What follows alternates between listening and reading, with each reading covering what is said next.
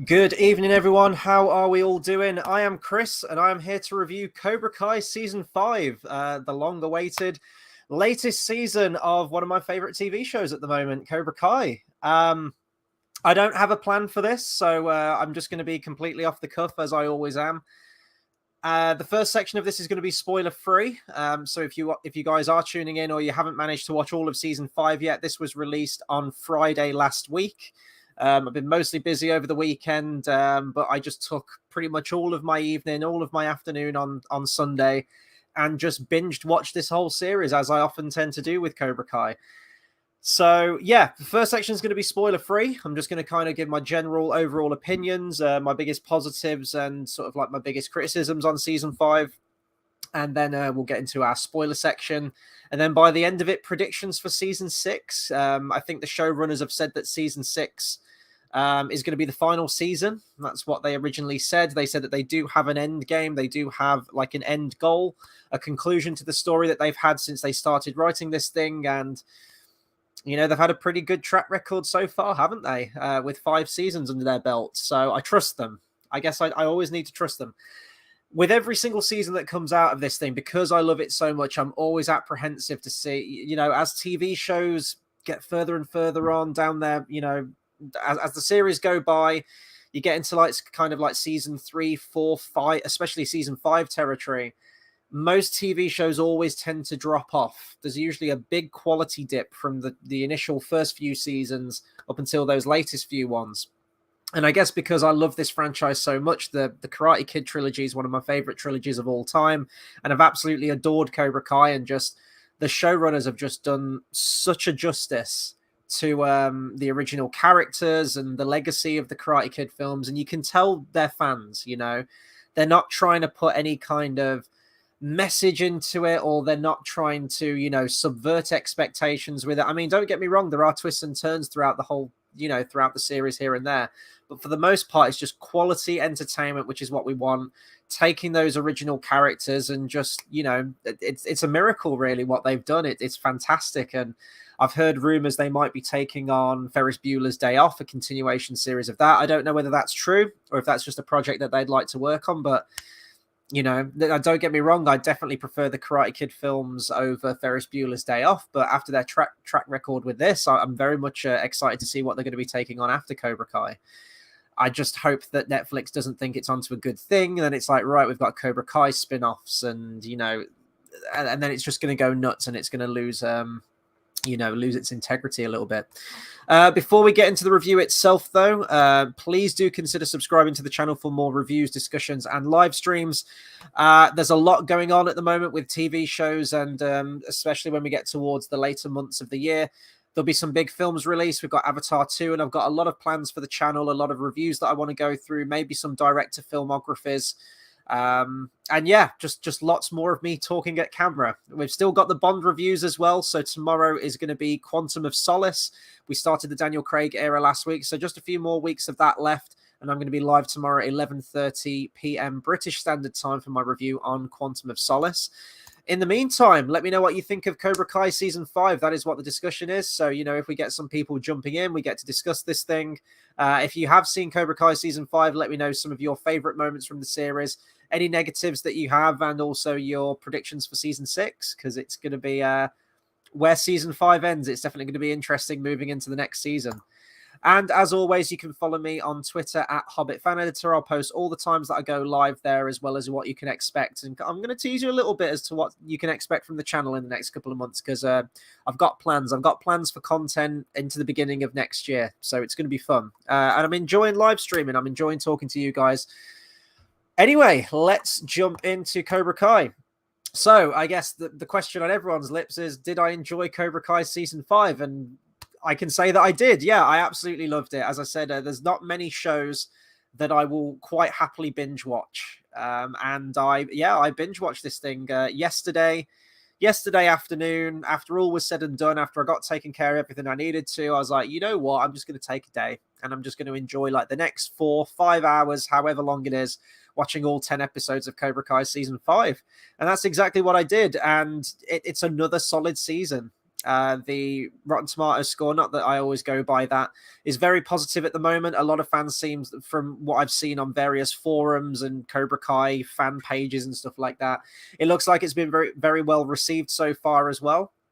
And yeah, just another solid season. I don't know why I should keep doubting the showrunners. As I say, I'm always apprehensive every single time I start a new season of Cobra Kai, just because I love these characters, I love this legacy, and I love it. All stems back from my love of that original trilogy. Especially the first film, the first Karate Kid film, is legitimately one of my favorite films of all time. It's in my top 10. It's so wholesome. It's just a classic story told fantastically well, and it all stems back from that. So let's dive into, I'm going to give my biggest positives first. I don't know how long I'm going to be going on this review, or how in depth I want to get into it, but yeah, we'll see where it goes. We see where we go with this. Biggest positives for season 5. I'd say it's definitely the most mature season of all of them. And I don't mean that suddenly the writing gets like massively profound or anything like that, or it kind of, goes a bit artsy fartsy. What I mean is just the rating in general. I think when this started off on Netflix, and I don't know what the rating has been for the previous Cobra Kai seasons, but they said it was a 15 in the UK, which I guess, for US viewers would make it an R rating. There seems to be a lot more F-bombs dropped in this. The violence is definitely ramped up as well. So there's definitely a progression in terms of the escalation as to what's going on in All Valley.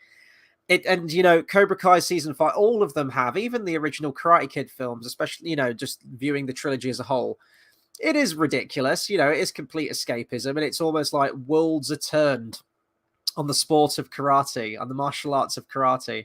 And it does get into very ridiculous territory in season 5. I'm not going to say it doesn't, but it's all tongue-in-cheek and it's all escapism, it's all fun.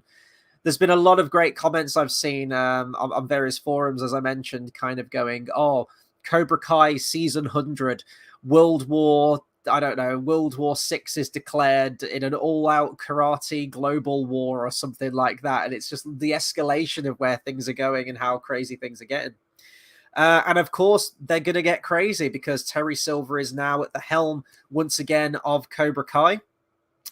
He's aggressively expanding. And, season 4 ended where, I guess, spoiler alert for season 4, John Kreese was wrongfully imprisoned.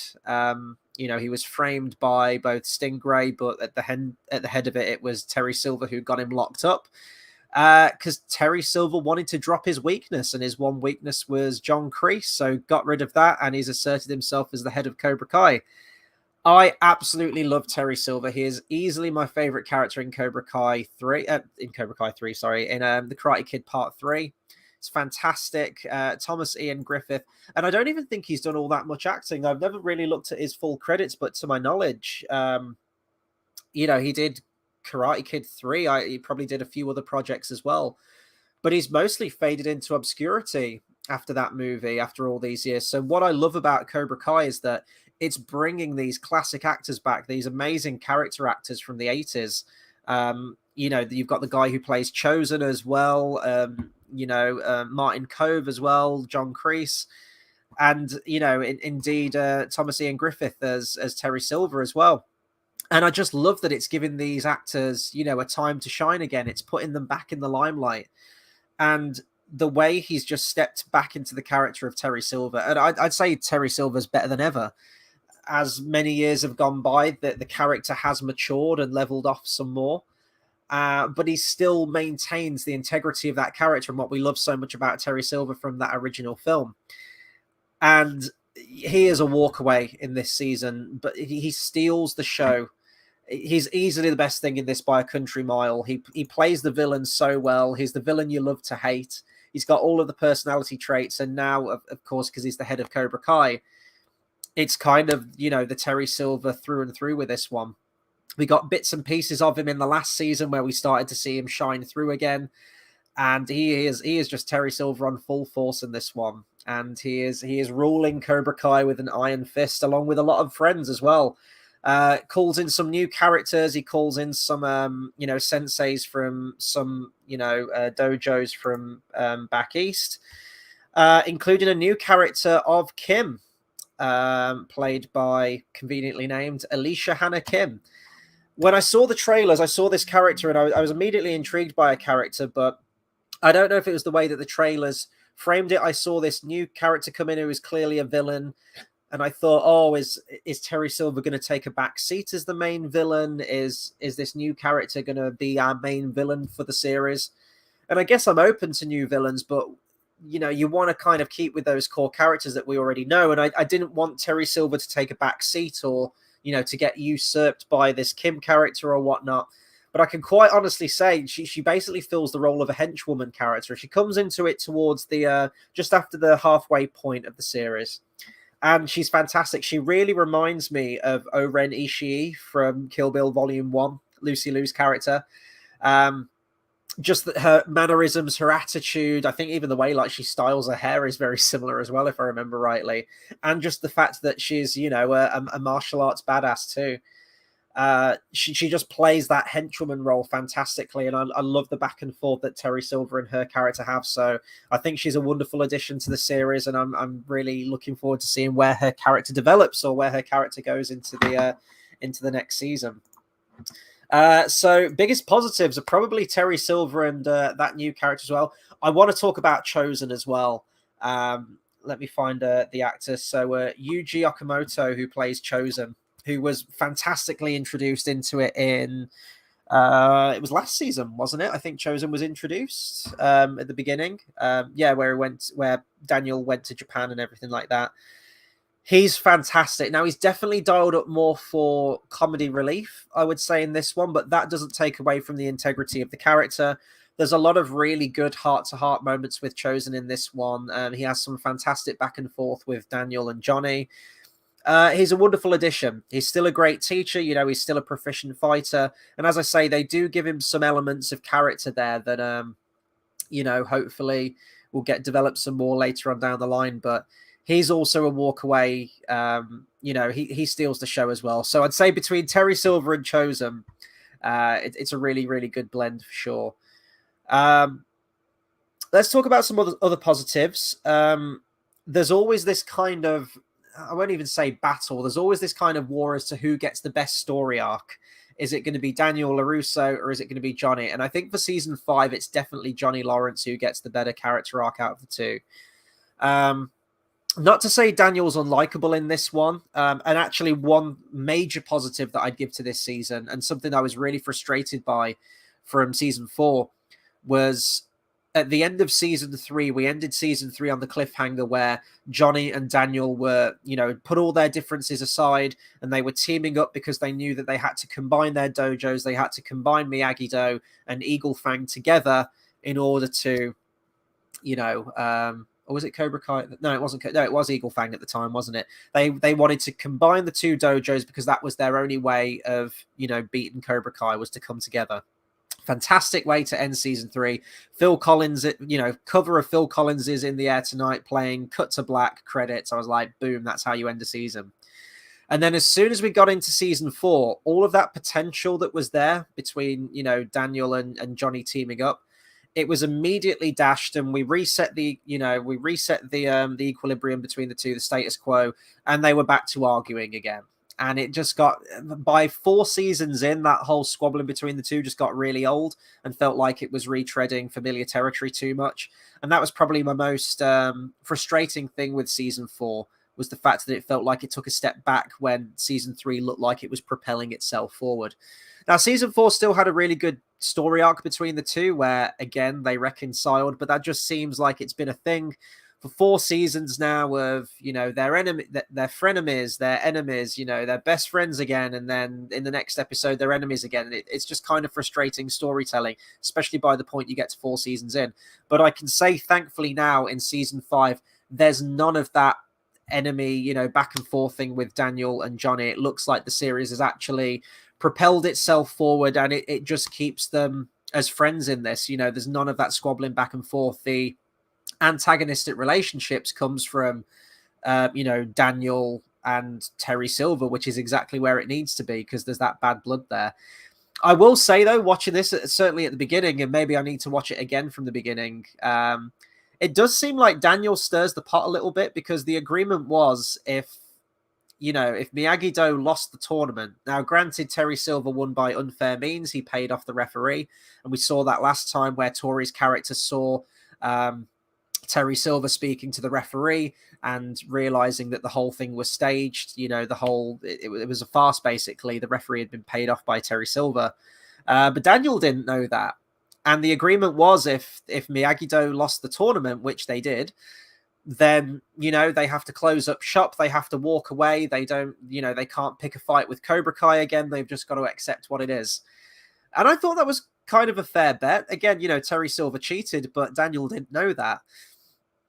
But at the beginning of this season, it's like Daniel LaRusso is just poking the bear and is intentionally trying to spy on Terry Silver, check up on him, try and bring him down, try and get his revenge. And I'm like, it was a gentleman's agreement, and you lost the tournament, so you should back down. So it almost seems like Daniel LaRusso is obsessed with getting back at Terry Silver in this, and doesn't accept what went down, which I guess is in character for Daniel LaRusso. He's very impulsive, but there's moments where, although Terry Silver's not a good dude, he's an absolute son of a bitch, it does look like Daniel LaRusso is kind of is pushing it, he's pushing his luck. And then when Terry Silver retaliates, you're like, oh, well, Daniel, you kind of had that coming a little bit.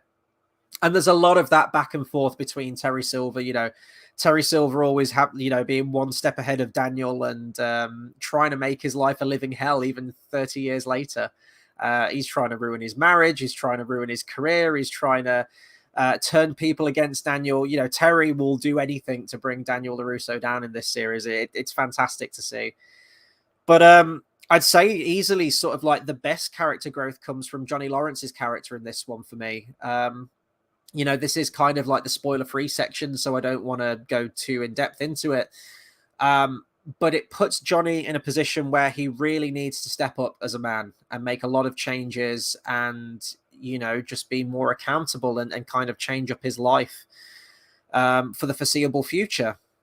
And I really like that, and I love the way that, I love the way that his character's developed, and William Zabka plays that character. There's a lot of subtlety there in the performance. There's still, his bro-ish moments that Johnny Lawrence always has as a character, but I really liked the direction that they're taking his character.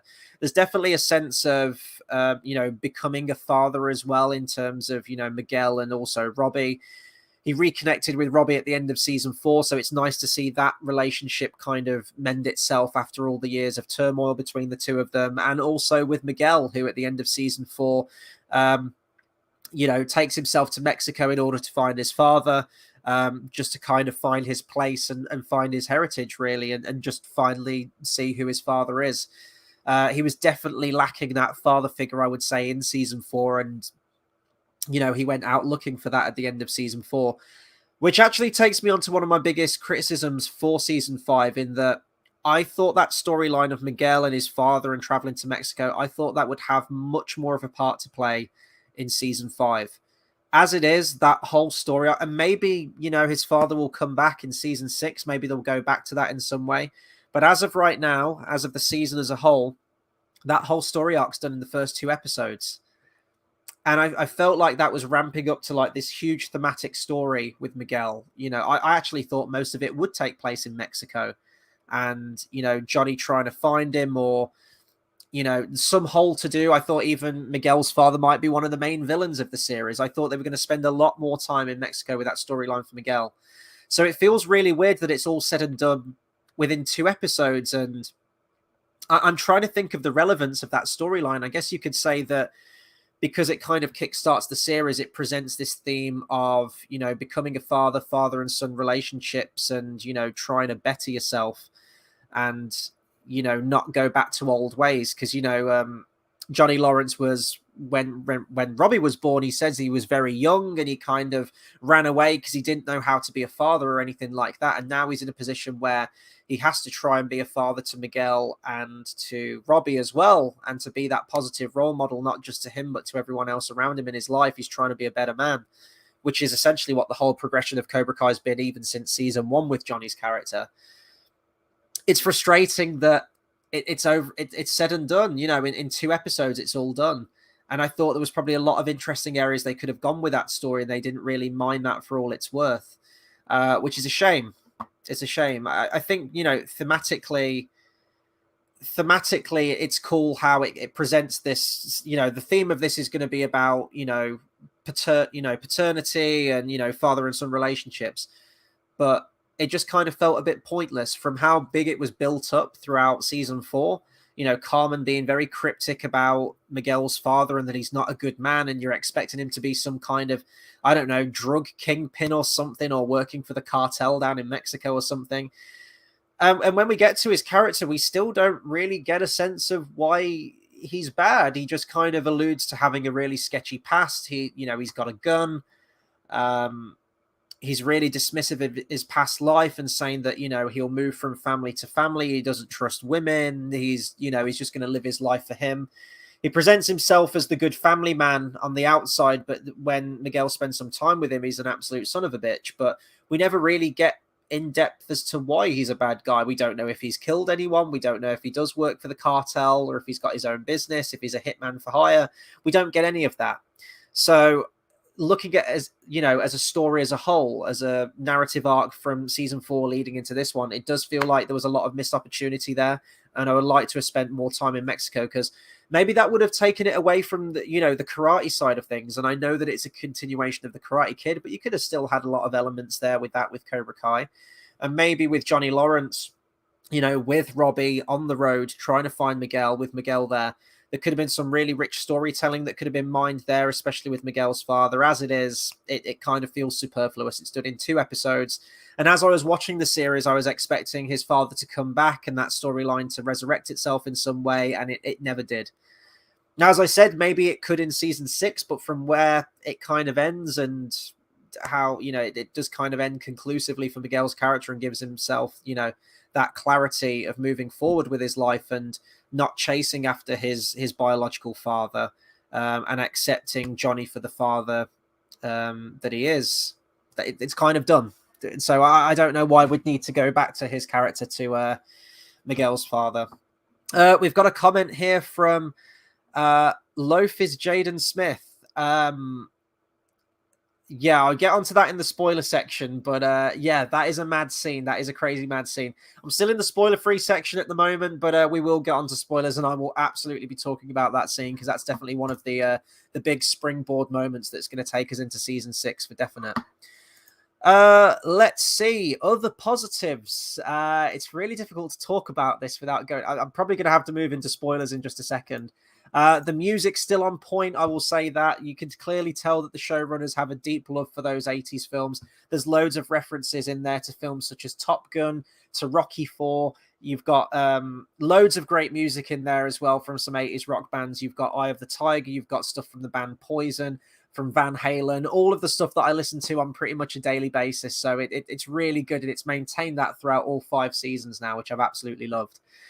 It's weird how Johnny Lawrence is a metalhead, though. You know, loving the hair metal genre. He wears a Cinderella shirt. You know, he goes to Twisted Sister concerts and everything like that.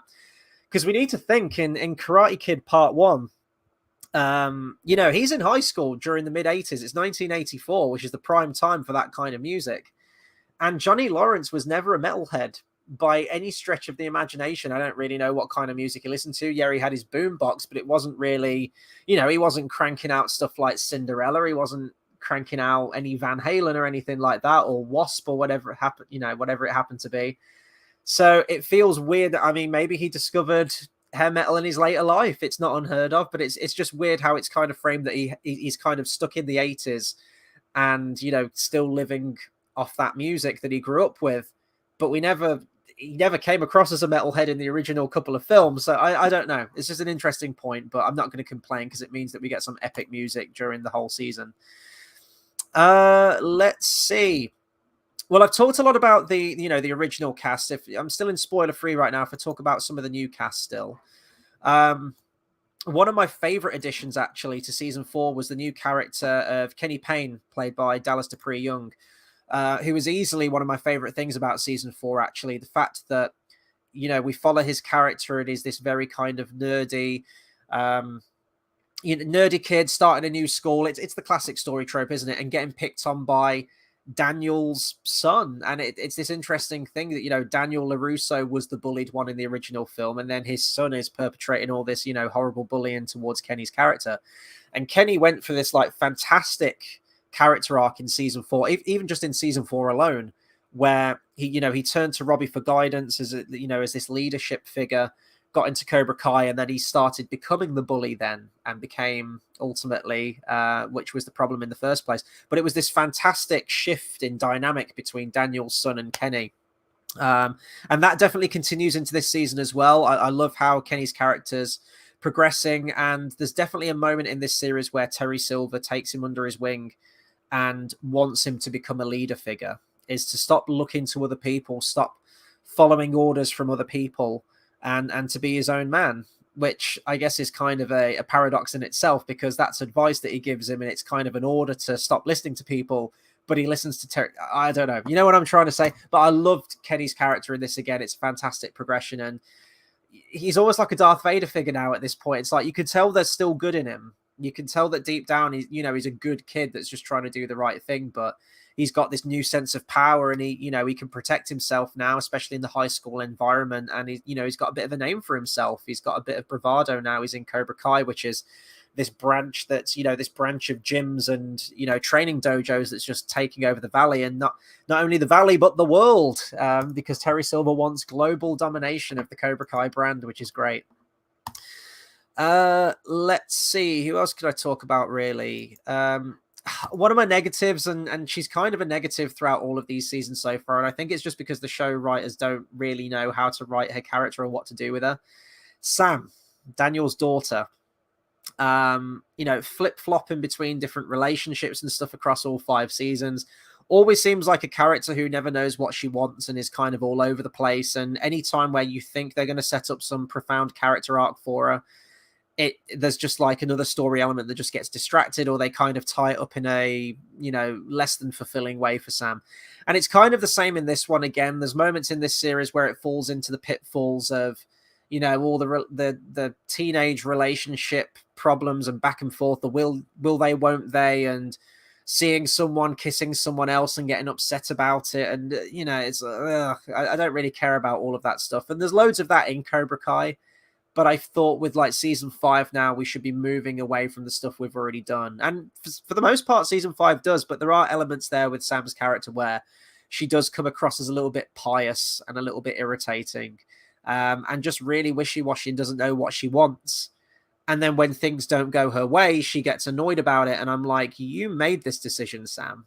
You know, for example, slight spoiler, she decides to break up with Miguel pretty early on into the series.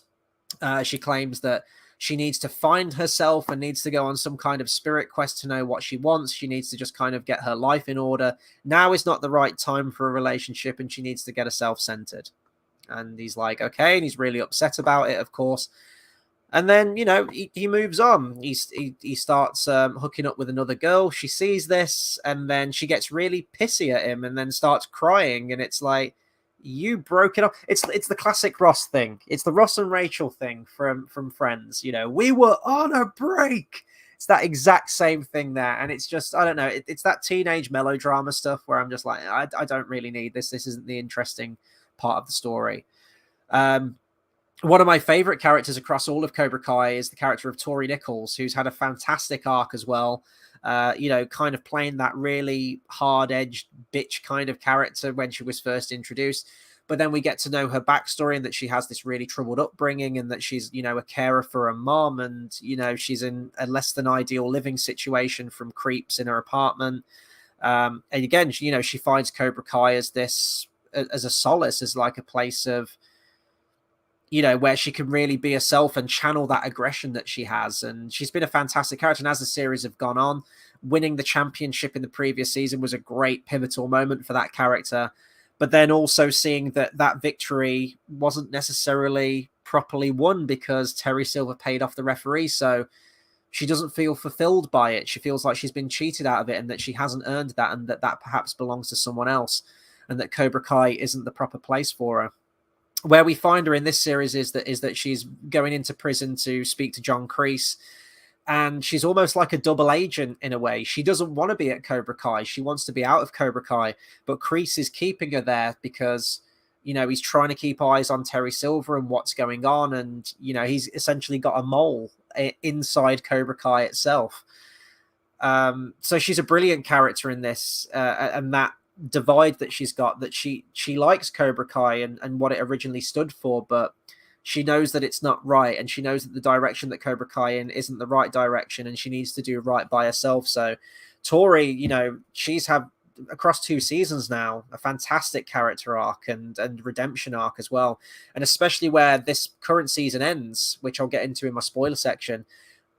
It's really interesting to know where it's going to lead into season 6 with the whole status quo of Cobra Kai and everything. So absolutely love Tori. She's one of my favorite characters, and I'd say that the acting's got better as well from Peyton List. Not that she was initially terrible, but maybe you could chalk it up to the writing. She was very one note. She was, as I said, she was just kind of like a bitch character in the first couple of seasons that she was introduced. But by now, there's loads of layers to Tori's character. And I think by far, you know, her, Miguel, and Robbie are easily the most interesting of all of the new cast of characters, you know, within the kids.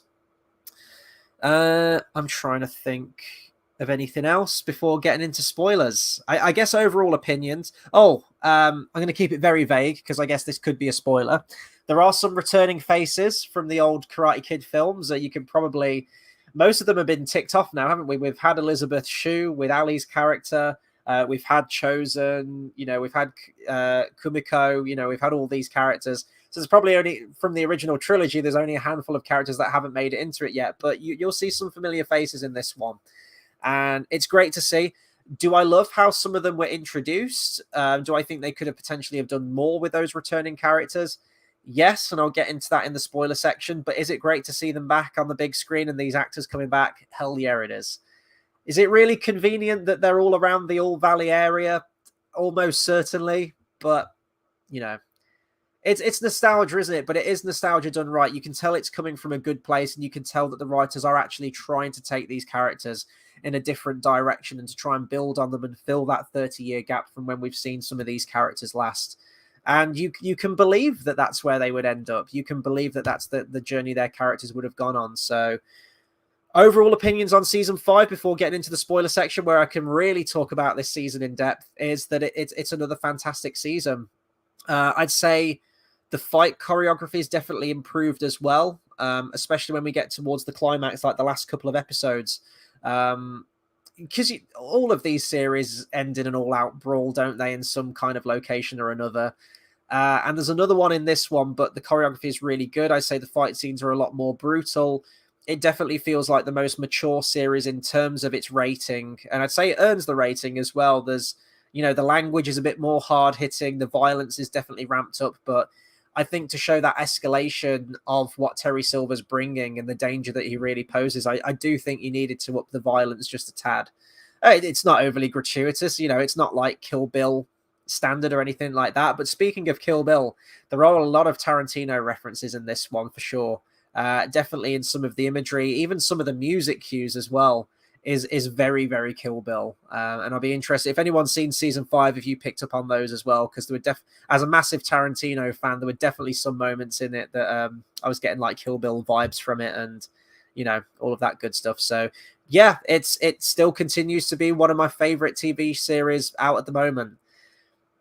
You know, is it like Shakespeare or anything like that from the dialogue? Like, absolutely not. But it knows what its audience is. It knows what its goal is, and it does it well. There are some twists and turns in there. There are things that you certainly don't expect. There are storylines in season 5, as I mentioned, that I thought would, you know, be really dragged out. And there's moments where relationships fracture and you think, oh God, that, you know, this character's going to be in a lull now for like 4 episodes getting over this thing. But within the next one, you know, it's back to normal. It's resolved. So it does move at a great pace. And now I've watched all 10 episodes. I don't know what to do with my life for another year. And I'm always like that with Cobra Kai. I always binge watch it and then think, shit, now what do I do? What do I watch now? Maybe I should go back and watch all of them again. I don't know. But it's very interesting where it's going to ramp up for season 6. There's a lot of flashbacks in here as well. And we get more of that Karate Kid lore, which I absolutely love. We get some flashbacks with, to a young Kreese and a young Terry Silver again. And I'm glad that we haven't abandoned that, because that was some of my favorite stuff in season 3 and season 4, was seeing those flashbacks and seeing where it all started. And we do get elements of that as well. We have a clear goal where we're moving into season 6, what Terry Silver's goal is. And it's full marks from me. Do I wish that some story elements could have been developed a little bit more, like the Mexico stuff? Yes. But overall, it's another solid series. It's pure escapism. It's pure fun, and it's great, and I'm loving it. So fingers crossed for season 6, because I have yet to find a TV show that actually ended well. Probably Friends, but that was a sitcom. But if we're talking, a drama or a melodrama, or whatever it happens to be, I have yet to find a TV show that's ended with a satisfying ending. So I trust the writers. They say they have a plan. They say they've had an end goal, a beginning, middle, and end planned. They've had this whole thing planned out from when they first started writing it. I want to believe that, and I really want them to end it conclusively. I love this series. I don't want it to end, but I also think if it keeps dragging on and on and on, then it's going to really lose its momentum. So I think that season 6 will be the perfect place to end it. And then we've got this fantastic 6-season Cobra Kai saga in a way, which is a beautiful, send up sequel, epilogue, whatever you want to call it, to the Cobra Kai trilogy of films. I just don't want it to outstay its welcome. As much as I love these characters and seeing these actors on screen, playing these characters and seeing these relationships develop, I think season 6 will be a good place to end it. And then I really hope that Netflix doesn't milk it with countless spin-off shows and everything like that. But we'll see. We'll see. Okay, I'm going to take a quick sip, and then we're going to get onto the spoiler section, because there's a lot to talk about. There's some really, really good stuff in this season. Okay. Let's kick off with returning characters. So the 2 pivotal characters that returned in this season, we have Mike Barnes, Sean Kanan, the actor. I had a feeling he was going to come back from this one at the end of season 4, when, albeit in a very different way from what I thought he was going to be brought back. So I guess that's where I mentioned that in many ways the writers do subvert expectations, but not in a really obnoxious way where it feels like they're just trying to be meta in some way. It's in a really, really good, it's all from the character standpoint. It's all from the character journey. So at the end of season 4, when in the very last scene, I think it was actually, when Terry Silver frames Kreese, and Kreese is getting taken away, he says like, "Oh, I'm going to call up some of my old Cobra Kai buddies." And as soon as he said that, I think everyone who's followed the films and everyone who loves the original trilogy, our mind straight away went to, Mike Barnes is coming back for season 5. And I thought he was going to come back and fulfill exactly the same role as he did in Cobra Kai Part 3. And I thought he was just going to call on him and say, he's kept in contact with him over the years. He's promised him that 50% share of Cobra Kai. And with Cobra Kai now back and expanding bigger than ever, with chains opening up all across the country, I thought it's a lucrative business again now. And he's going to be, look, I know 30 years ago, I promised you 50% of the shares of Cobra Kai. I know that things went bad, and maybe your life didn't go as you planned, and he could have been working some dead-end jobs and never really made anything of himself. But then he could have gone, right, Mike, I can't get his name. Right, Mike, I've got, Cobra Kai's back. 50%'s yours if you join me again. But first, I want you to help me take care of Daniel LaRusso. And then, Mike's already got that, has that revenge spirit because he lost to him in the tournament. He might have a lot of bad blood for Daniel LaRusso.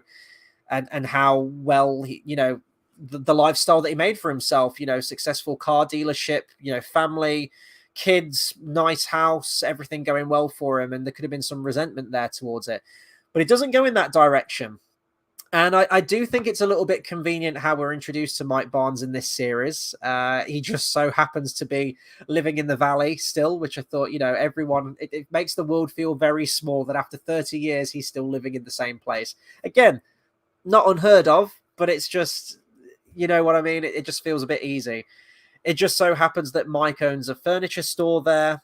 And the way it sounds like he's been running this store for ages. So if he's in the local area, I don't know how Daniel LaRusso hasn't known of him before, especially because, he's a successful businessman. Maybe he's even gone in there to buy some furniture at some point.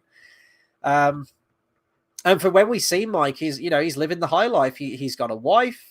I can't remember if he said he's got a family or not, but he's got a loving wife. He's got a great business. He's living his passion. This furniture store, rejuvenating. I don't know if he makes furniture or if he kind of remodels furniture. But he loved what he does. You know, he speaks with passion. He's a man living his life's purpose, which is all taken away from him when Daniel LaRusso comes into the picture, who stirs up things with Terry Silver, gets Mike involved in it, and then Terry Silver ends up... I could just call him Terry, but I feel like I've got to call him Terry Silver. Everyone else calls him by his full name. Terry Silver ends up burning down Mike Barnes's livelihood. But then after that, we don't see Mike for like a whole bunch of the series, actually. He's introduced towards the beginning, and then the whole middle section he's just gone, and then he comes back in the last couple of episodes, who initially has some resentment towards Daniel LaRusso and blames him for the fact that his livelihood was burnt down, but then they quickly resolve that, and he says, oh no, it was Terry Silver. And then he joins forces with Chosen and Daniel and Johnny and helps them, you know, in the big fight against Terry Silver at the end. And I don't know if I like that. I guess it took it in a different direction. You know, my kind of, I guess, basic bitch predictions were that he's still going to be evil. You know, he's not going to have changed.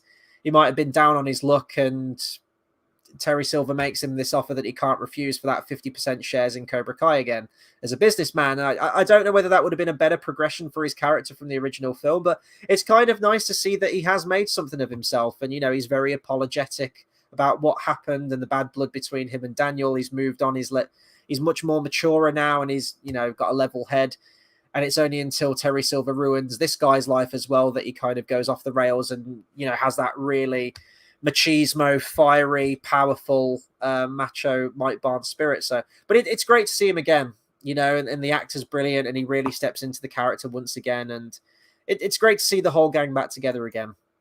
And the other returning character as well, who I was hoping to see this season as well. And there's no bravado for when this character shows up either. In fact, I was watching it and I kept thinking, is that the character from from Karate Kid Part 3? And it is. So the quote-unquote, well, she wasn't really a love interest, was she, in Karate Kid Part 3? Because it was always platonic between Daniel and her. But the female lead in Karate Kid Part 3, Jessica Andrews, the actress Robin Lively comes back. And it's fantastic to see her back. And, you know, I'm ticking all these actors off. I'm like, we've pretty much done the whole cast now from the original films. Everyone's come back in some way, shape, or form. She only comes back for one episode, but it's great to see her. And it kind of blew my mind that she is Amanda LaRusso's cousin. And then I did some reading on it because I might have missed some information here, but apparently I'm going to have to go back and watch Karate Kid Part 3 again. Apparently Jessica mentions having a cousin called Amanda. So that's really cool how the showrunners have like gone into that and, you know, worked with that. And Amanda LaRusso, you know, apparently Jessica set up her cousin with Daniel, which is really cool after college. And, you know, they stayed good friends and stayed in contact over all the years. It's a little bit weird that we never heard of her and we never saw her appearance of her until now in season 5. And it's just everyone's like, oh yeah, she's my cousin. And they've been friends with Daniel LaRusso for ages. And we haven't seen her for so long, but it's good to get her back. Even if it's just for one episode, I like that we're giving these characters some closure and bringing them back.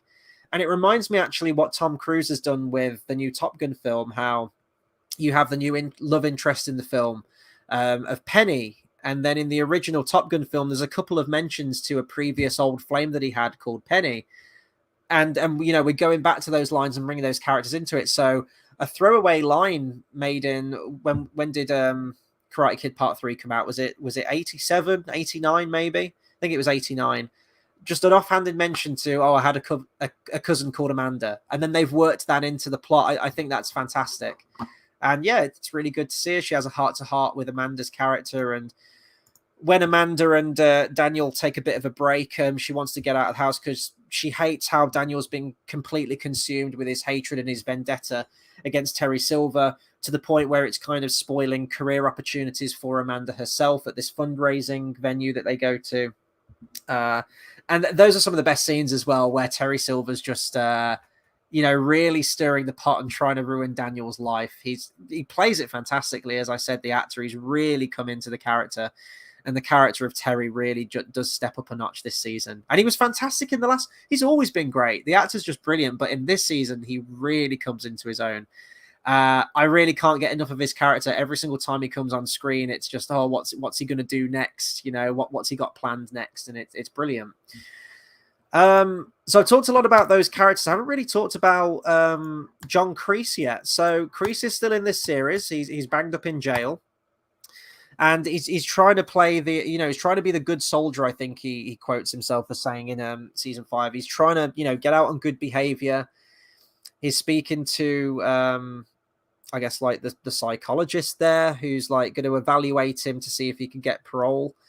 It's the Shawshank Redemption thing, when periodically Morgan Freeman's character keeps going in to see if he can get early release.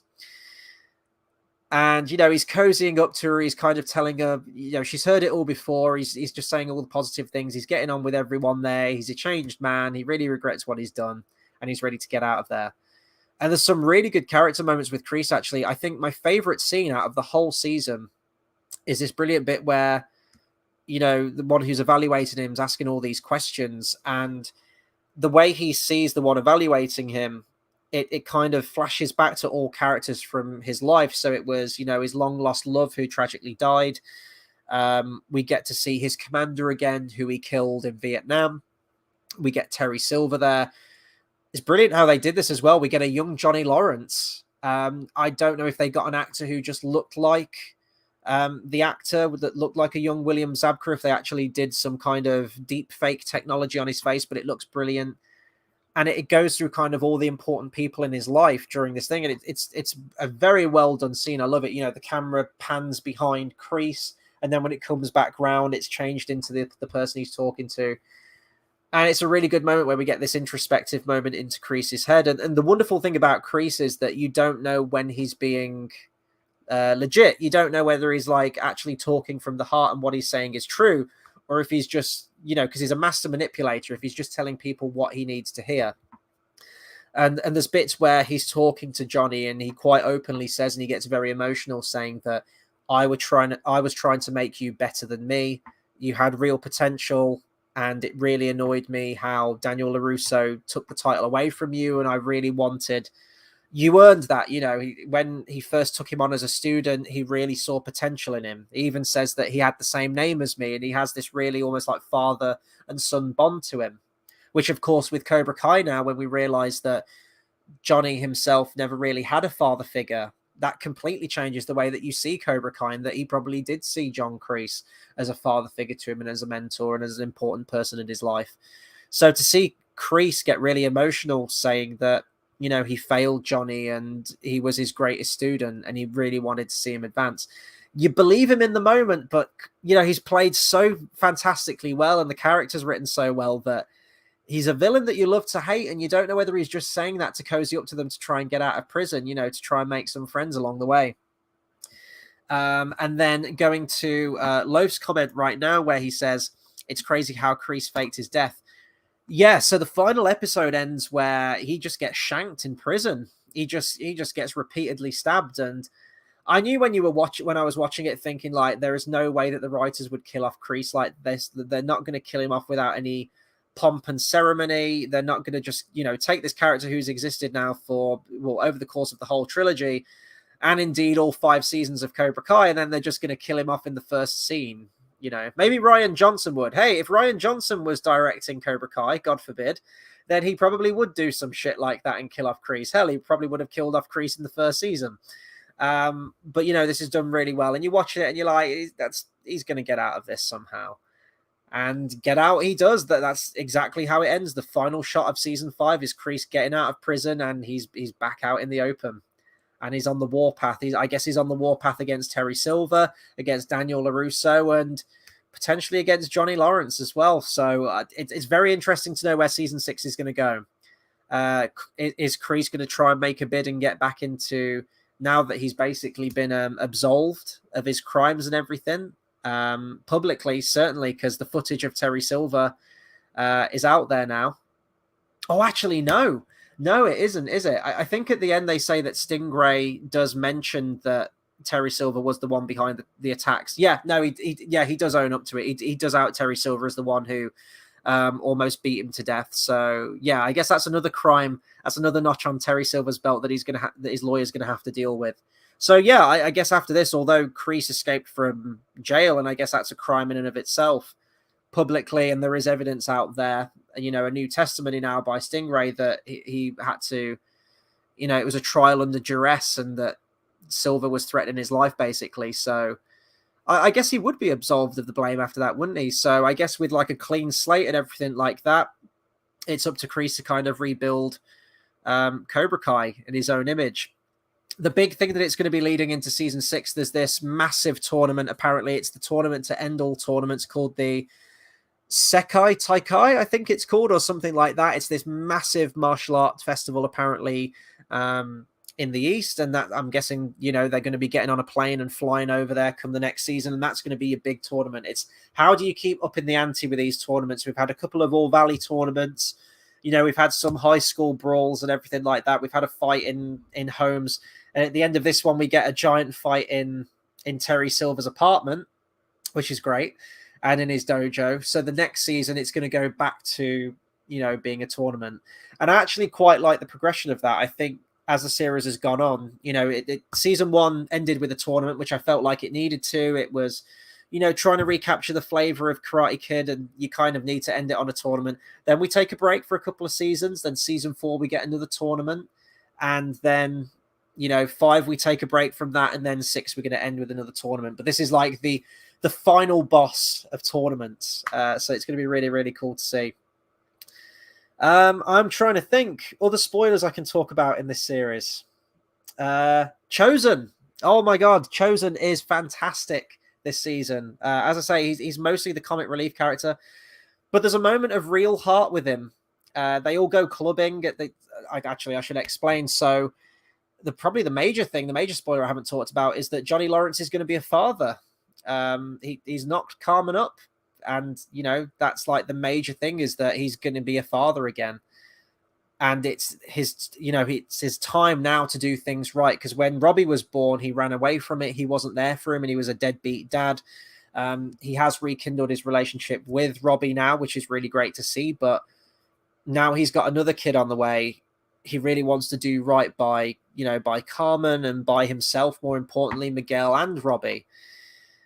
And it's great to see, he completely changes his life. He is trying to shape up his life and be there. And that's really the driving force for him.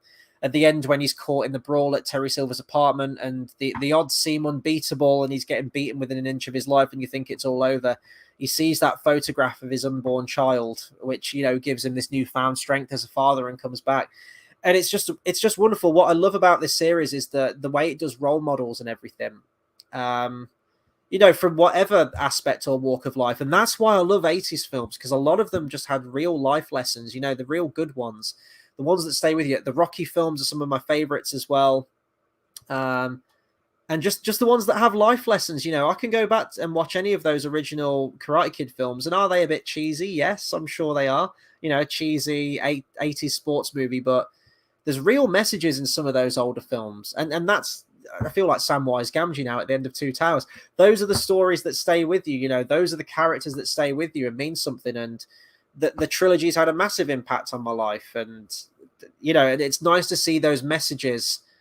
And probably, because the characters are maturer as well, you can go into more of these real life situations. And, for most of the part, it was Johnny Lawrence trying to be a better man and to try and drag himself out of depression and the lifestyle he was living.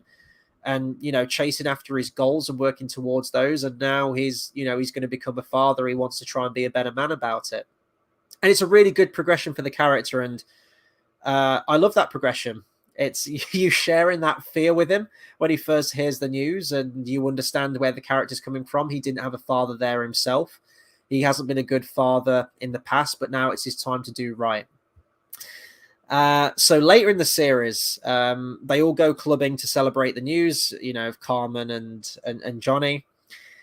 And they end up in a drunken stupor saying, right, we're going to pick a fight with Terry Silver. It ends tonight. We're going to go to his apartment. We're going to kick his ass. And then it breaks out into all-out fight. Terry Silver's called in all these senseis from Japan. Kim included in one of those, who I mentioned in my spoiler-free section. Love her character. Really, really great addition to the cast and is a wonderful henchwoman. And then Chosen has like a one-on-one fight with Terry Silver, and this thing is brutal. And this was the part that felt like a Kill Bill film to me. Terry Silver grabs this katana sword. I forgot what they're called. I forgot what the weapons are called. But Chosen's got these two kind of knives. They're like the trident fork things that he's fighting with. If you're a fan of Daredevil, Electronachios fights with them, but I've forgotten what those daggers are called. And they're just having an all-out fight, and it gets brutal. And I was watching this series thinking, is Terry Silver going to kill Chosen? Like, this has got to end in death. There is only one way this fight can end, and it's not anyone backing down. It's a fight to the death. That's how brutal these fights get. And there's a moment where I did think that Chosen was killed. They kind of, backtrack on it at the end, and he's just, you see him in a bandage, and he's like absolutely fine, and he's laughing and joking. And I guess I don't want to see Chosen die, but I thought that would have been a really good escalation moment. That would have just made me really shocked and really sad as well, because beforehand we get a nice bit of heart-to-heart with Chosen's character where he talks about that he always loved Kumiko. He's always respected her and he's always loved her, but he can't bring himself to confess that to her because of how horrible he treated her in Karate Kid Part 2. And he can never personally forgive himself for that. And, Daniel's really supportive and saying, she's forgotten about that now. She's forgiven you. You're a changed man. You've grown from that. Tell her how you feel. And he does tell her how he feels. He sends her a voice message, proclaiming his love for her, and that he wants, when he comes back to the country, he wants to meet up with her and take her out. And usually when they do that with a character where we get a sudden new bit of information and we feel real, joy or sympathy or empathy towards a character, that character is going to be lined up for the meat grinder and they're going to die in a couple of episodes' time or by the end of it. And I thought that's what they did. There's a moment where Terry Silver just slashes him up the back with like the samurai sword, and that his back completely splits open and there's all blood coming out and everything. As I say, this gets violent. This gets really violent, this series. Not gratuitous. It's not like Kill Bill in that respect with fountains of blood spurting everywhere, but it's definitely a lot more mature from how Cobra Kai's gone so far. And I thought that was it. And I thought, right, Chosen's dead. That's the escalation. Terry Silver has taken it one step too far. He has actually killed a man, which is nuts. But it felt like a logical progression for Terry's character at that point and how desperate he was and how, what he's truly capable of. But then Chosen comes back at the end and everything's fine. And I was just like, I think it would have been cool for them to go that place, for them to go that dramatic with it in the end and really give the end of this some stakes. And then when Terry Silver does get arrested at the end, it's like, he's got homicide charges now. Well, I guess he is going to have attempted murder twice now, one with Chosen, assault with a deadly weapon, beating up Stingray. So, he's got a lot of charges. I don't know how Terry Silver's going to get out of prison. And that's the one thing I'm worried about. But again, I trust the writers that season 4 ended with Terry Silver framing Kreese and Kreese getting put in jail. Kreese is in jail throughout all of this series and breaks out at the end. Now this series ends with Terry Silver getting arrested. But it doesn't, now that I know that there's one more season to go, it doesn't feel that that's the conclusive end for Terry Silver. It feels like there's more to play. It feels like there's, he's got an end game. There's going to be a plan. He's going to come back into the ending somehow. How he's going to come back into the fold, I don't know, but I definitely don't think that's the end for Terry's character. And I definitely believe he's going to come back. But what can we do with that?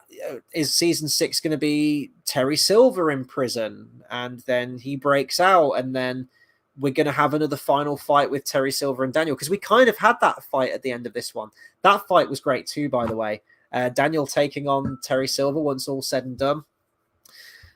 Tori gets the security they try and get the security footage of him beating up Stingray, but Terry Silver's obviously already deleted the footage because it's been a while and he's one step ahead. But for some reason, he forgot to delete the footage of him confessing that he rigged the tournament in the previous series and paid off the referee. And you think with how meticulous and how ahead of the game Terry Silver is, you think that he would have known that and he would have deleted that footage as well so that nothing came back to bite him. But apparently he forgot about that footage and that would have been picked up on cameras as well. So that gets publicly played out in his dojo and on the official Cobra Kai YouTube channel. And all of the students basically throw in throw in the towel essentially and quit Cobra Kai. So he's outed, he's lost all of his followers, probably all of his gyms as well, all of his business. And then at the end, he gets arrested as well. So this is a guy who's now got nothing, just probably fueling off revenge right now. Now, he still has money. He still has friends in all the right places. So, could he pay the judge off? Could he pay the jury off? I don't know. Maybe that's how he's going to get out of it. Is he going to fight his way out of custody? Maybe. I don't know. But I definitely think there's a bigger plan there for Terry Silver. And I definitely don't think it's going to be the last that we've seen of him. But it does put everything into a really interesting place come the next season because, we've got the Sekai Taikai. I think that's how you pronounce it. We've got the big tournament coming up in the next series. That's clearly going to be the ending of season 6, which was originally going to be Miyagi-Do versus Cobra Kai. But now Cobra Kai is kind of not a thing. So I don't know how there's going to be a tournament. The members of Cobra Kai, the best members of Cobra Kai and the best members of Miyagi-Do going to combine together onto one team. But then there's not really going to be much tension, is there? Because then it's just going to be all of the main characters, all of the plot-centric characters on one team fighting against a bunch of other dojos that we haven't seen before. And you clearly know that they're going to win. So where's the tension? Where are the stakes for the final tournament? The whole point is not knowing where it's going to go. And I guess because it's season 6 and it's the final season, we know that, good always triumphs in the end and Miyagi-Do is going to win whatever it is. But yeah, you've kind of lost that rivalry now. I don't know where that's going to lead into season 6 because Cobra Kai is disbanded. Miyagi-Do is still going strong, but Cobra Kai isn't a thing anymore. So I think season 6 is going to pick up where some people have just given up karate in general. They've completely lost their faith and mentor figure and their guidance in life's completely gone. Maybe some people are going to revert to their past ways. Maybe without Cobra Kai there being that driving force for a lot of characters like Kenny is going to just regress into himself again and become that kind of weak, timid kid that he was before. Or maybe he's going to go the opposite direction. And now that he doesn't have someone kind of guiding him, he's just going to go off the rails and go as worse than he's ever been before. But I don't think he will. I'm pretty sure that Kenny's character arc is going to be that he does make amends with Daniel LaRusso's son. He does turn into a good guy and Robbie does take him under his wing. So yeah, I think you're going to have all the different members of Cobra Kai sort of splitting off and going their separate ways. Tori isn't going to want to have anything to do with it. She does build that friendship with the other girl, but then it looks like Kim's trying to groom her for leadership to fight in the tournament for next time. So I think because she's susceptible to those teachings and she does want to become powerful and she does want to prove herself, I think she'll stick with Cobra Kai maybe under Kim and Kim will train her. Or maybe Kim will be like, look, Terry Silver wasn't the way. I put my trust in Terry Silver and that was completely ruined. So Kim will take on all the students of Cobra Kai. And, she rules Cobra Kai with an iron fist way worse than Terry Silver ever did. She runs it almost like a goddamn military operation. So, she's completely unrelenting, no mercy, no compassion, no nothing, no backing down from a fight. So actually that could be a really cool way that they could take season 6 is if Cobra Kai is run by her and she takes on these students, but not under the Cobra Kai name. And because it's her grandfather's teachings, isn't it? It's the student that Terry Silver and Kreese originally had, and she's the granddaughter, I think. I think that's what they say. So actually, I kind of want that to happen. I think some people will quit it completely and join Miyagi-Do, and then you're going to have some people who continue under her teachings. We've got Kreese, who's been released now. He knows Terry Silver's plan, so I think he'll probably make his way east and maybe join forces with Kim. Maybe he'll try and overthrow Kim, I don't know, or because he has respect for those teachings, maybe he'll just join her and it'll be like a duo again, and they'll be working as equals. I think that's probably where it's going to go, actually. And I do really want Kim back in the next series because she is a fantastic addition to this series. Really, really cool character. Absolute badass. By the end of it, Robbie reconciles with Tori. So they're an item now. Miguel and Sam get back together. And hopefully it stays that way. I don't want any more teen melodrama going into season 6. I think we've got enough plot threads to, drop all of that and focus on the stuff that really needs to be focused on. We've got Johnny becoming a father, the birth of his child. Wow, what else have we got? Where could Daniel? I'm trying to think what Daniel could do actually. Probably just winning the tournament, I guess, doing justice by Miyagi, perhaps. I do have a feeling maybe that we're gonna see Johnny's kid grow up a little bit, like when he's there'll probably be a time jump or some kind of epilogue, I want to say, and it will be sort of like passing on the teachings to him, perhaps, which could be a nice scene actually, or Daniel giving Johnny's son the headband or something like that. That could be nice to say that, the teachings are going to continue. Not that I want a spin-off. I don't want it to be the child of, Johnny Lawrence and we just repeat Karate Kid again, but with this new kid. I am holding out hope that Hilary Swank's going to come back for season 6 from the next Karate Kid. Continuity-wise, I don't know if it even fits into the original Karate Kid films, because the graveyard where Miyagi's buried is from my memory at least, is completely different from the one that we see in the next Karate Kid. Wait, no, because Miyagi's in that. No, they go to a grave of someone. Where do they go to? I'm trying to remember. I remember them going to like a graveyard. No, because Miyagi's in that film. What am I thinking of? Is it just some kind of like... No, it starts off on a war memorial, I think, doesn't it? Is that... I've only seen the next Karate Kid once. I think they go to some kind of like remembrance thing. Is it like Miyagi's brother or something they go to the grave of? I can't remember. But anyway, I think there's some continuity things between the next Karate Kid that contradicts the original trilogy. But if they can work around that... But they've brought back every other character so far from the original films. I would like to see the 2 henchmen come back. Terry Silver had a couple of henchmen that were kind of doing his evil bidding alongside Mark Barnes. Sorry, I can't say his name. Alongside Mike Barnes in Karate Kid Part 3. So I would like to see them maybe come back for season 6. That could be cool to see them return that way. They're honestly the only 2 characters that I can remember that haven't made it back so far from the previous ones. But if they could get Hilary Swank back, not that I like the next Karate Kid, but she was taught under Miyagi. So that could be a really cool thing of, Daniel LaRusso and I've forgotten her name, but Hilary Swank's character uniting the 2 students of Miyagi-Do, taking on whatever they need to take on. I would love that. I think that would be really cool. And that would tie everything all together then, and that would come full circle with everything. I'm trying to think if there are any other spoilers I can give away. I think that's pretty much it, to be honest. I'm probably forgetting some other major bits and everything like that.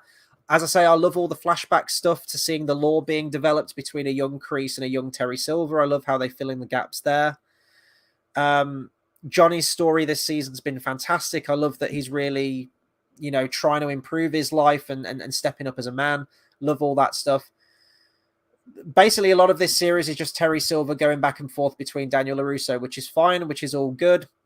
I think the negatives of the series, just the kind of the wasted potential from the end of season 4. It felt like it was bigging up for this huge narrative arc in Mexico, which we only got for 2 episodes. And even then it only felt like it was, glossing the surface really.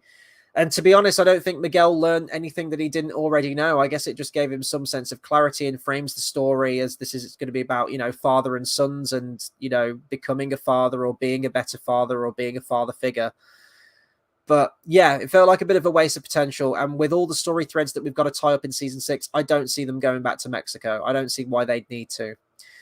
So yeah, that just felt like a bit of a wasted time, to be honest. I don't think we really needed to do that. Looking at it as a whole now from season 4 into 5, you could have just dropped that whole thing, I think. Anything else that I can say? I think that covers it. I honestly think that covers it. So I don't want to drag this out for any longer than it needs to be. Did I enjoy Cobra Kai season 5? Hell yeah, I did. It's probably my favorite TV show to go to. Is it the best written, like the best drama and everything like that? No, there's a lot of cheesy machismo lines in this and, cool trailer sounding lines and people sounding really, machismo and everything. But I love that stuff. I grew up on like 80s movies, 80s sports movies and, the cheesy action films. So I live for that shit. But there's a lot of really good character stuff in this.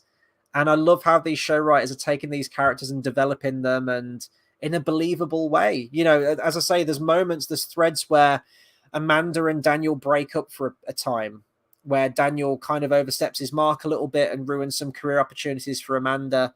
And she says, right, I'm taking the kids and I'm leaving. I'm going to my mom's and we need some time away. And you think that, you know, then Daniel goes into a depression for an episode and you're thinking like, oh God, he's going to be this way for like 6 episodes now. And we're really going to drag this out, this misunderstanding. But it's not. It's done. It's over. You know, she comes back. They reconcile. They move on as a couple, you know, as a married couple. And that's how it should be. That's how any mature relationship is. You know, you take a break, you chat about things, then you move on from it.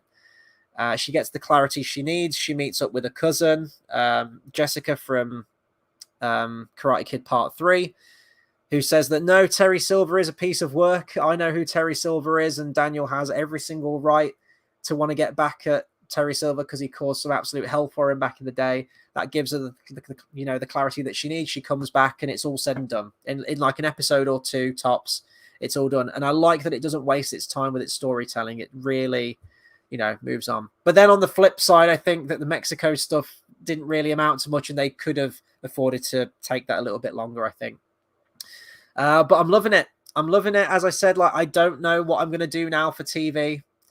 It's been nice to watch this, to be honest, because I've been watching The Rings of Power, which is just, you know, ruining my life every single week. And it's nice to actually watch some good TV that does right by its characters and has a love for its original source material, you know? So go and watch Cobra Kai Season 5. Hell, if you've been watching this review for over an hour, you've probably watched it or you're making your way through it right now. But do let me know what you think of Cobra Kai Season 5. What were your biggest, you know, shocking moments of Season 5? Where do you think it's going to go for Season 6? So any predictions, anything Karate Kid or Cobra Kai related, please do drop me a comment. I love chatting with you guys. I love getting the discussion going.